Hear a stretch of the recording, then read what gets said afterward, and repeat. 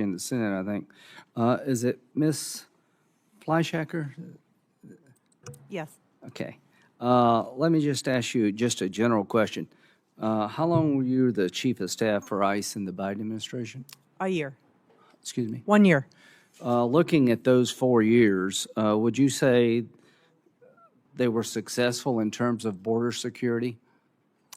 Well, at ICE, I was responsible for interior enforcement. I wasn't responsible for border security. I would say that the people I know worked as hard as they could every day. I mean, the caseload, how would you rate border security during your time? I would say border security is very important, and I know. I mean, how do you think the Biden administration did in securing our border? I think that there were a lot of people who came during the Biden administration. Like 11 million. I would say that's not very secure. Mr. Veliz? Yeah, thank you, sir. Believe, sir, yeah. Yeah. How would you rate the border security initiatives of President Biden, successful or not? Hey everyone, welcome back to the channel. If you're new here, I'm your independent political analyst, no spin, no tribalism, just the facts, the law, and some thoughtful context. Today, we're unpacking a recent Senate hearing that centered on border security and immigration enforcement, two issues that have grown increasingly polarizing in recent years. The conversation featured Senator Lindsey Graham, former ICE officials like Ms. Flyhacker and Mr. Arthur, as well as law enforcement veteran Mr. Valyz. Let's walk through what was said, what it means, and where we really stand on U.S. immigration policy. Senator, I'm here to testify based on my 30 years of experience as a police officer in building trust and creating safer communities. I'm not an expert in providing you with an assessment of the Biden administration. Well, I mean, just generally speaking, 11 million encounters is a lot, right? It seems like a large number, Senator, yes. Yeah, okay. So the goal is to fix that. Mr. Arthur? Yes, Senator. How did we go from the worst border to the most secure border in like 30 seconds? It's all a matter of will. The laws were already in place at the time that President Biden took office. He could have continued the same policies that President Trump had in place when we had a very high level of border security. In fact, even before Title 42 went into effect, the border was secure based upon my 3 decades of experience. But the reason that the border became insecure is because those policies were reversed and the detention mandates that this Congress has put into place were ignored. So we went from 160,000 encounters a month for 4 years down to a small amount, right? Deterrence is the touchstone of enforcement at the border. And if you take away the deterrence, people are going to come in. President Trump put the deterrence back.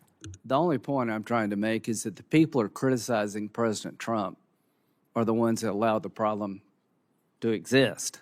You'd be the last group of people I would ask advice from about how to keep this thing going in the right direction. So I want the American people to know that President Trump in 6 months has gotten the border under control after 4 years of absolute chaos. So my belief is that as we move forward, we need to make sure that we do so, not to go backward in securing the border. In terms of enforcement, Mr. Arthur, is it important that people get the message that if you come here illegally, you will be kicked out? Absolutely. Unless there is enforcement, people will be more likely to cross the border illegally. People will be more likely to remain in the United States illegally. Barbara Jordan said credibility in immigration enforcement is simple. Those who get to come in, come in. Those who should leave, leave. And those who are here unlawfully should be forced to stay or forced to leave. So clearly some mistakes have been made. I definitely want to fix some people that shouldn't have been, caught up into the system. We need to get that right. But the consequence of backing off on interior enforcement and deportation, do you think it would send the wrong signal and undercut our efforts? Absolutely. The immigration laws are impossible to enforce in any stage, consular, border, interior, if they're not enforced. Let's just assume for a moment, which I do, that most of the people coming here legally are not coming to commit crimes, but a lot of them do. Senator Cornyn spread a light on this. A lot of people dead because of bad immigration policy. Laken Riley, the man who killed Laken Riley, was released because of no detention space, went to Georgia and eventually killed this young lady. So my point is, whatever we do, we don't want to go backward, we want to go forward. And if we change our enforcement policies in the way being proposed, I think we'll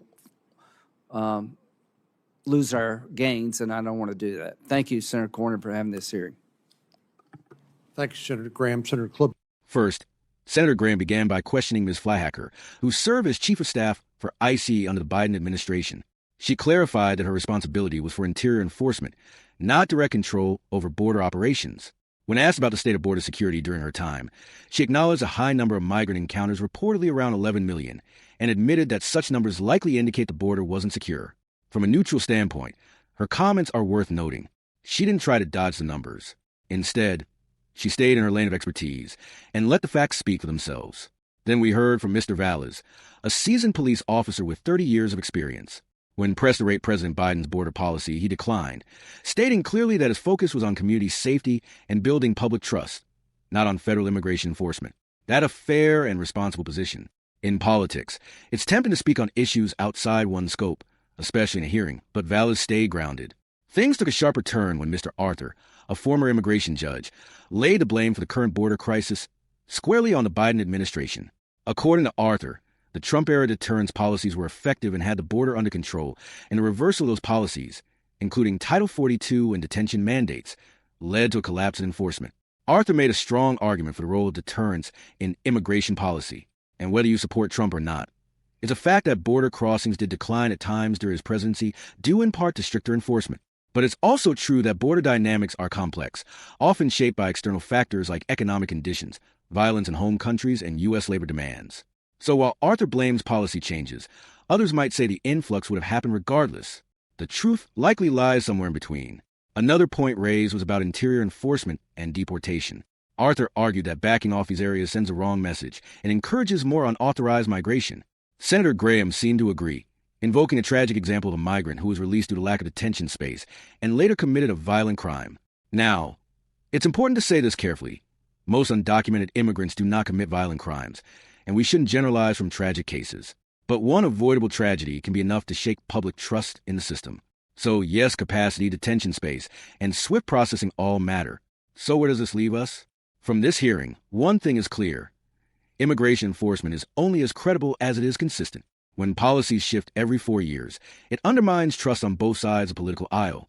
If the U.S. is going to have a sustainable immigration system, it has to balance security, fairness, and practicality. As a neutral analyst, I don't believe this is just about Biden versus Trump. It's about the larger systemic failure to create a durable, bipartisan framework for immigration that focuses on smart enforcement, humanitarian fairness, and realistic labor needs. That's what we should all be working toward, regardless of party. Thanks for watching. If you found this breakdown helpful, don't forget to like, subscribe, and hit the bell so you don't miss any future content. Drop your thoughts in the comments. What do you think is the real solution to our border challenges?